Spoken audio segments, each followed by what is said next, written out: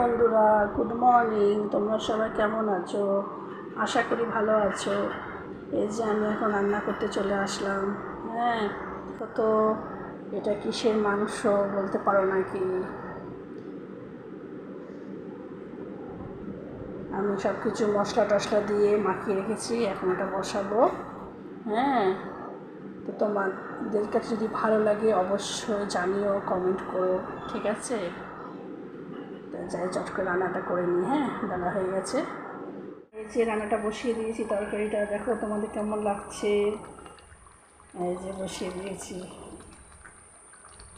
ভালো লাগলে অবশ্যই জানিও।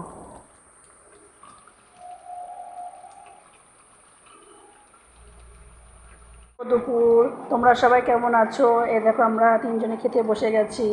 এই যে মেয়ে, এই যে ছেলে। আজকে দুপুরে মেনু দেখো, এই যে মাংস রান্না করেছি, এই যে স্যালাড করেছি, আর এই যে ভাত রয়েছে। হ্যাঁ, আর বেশি কিছু করিনি বন্ধুরা।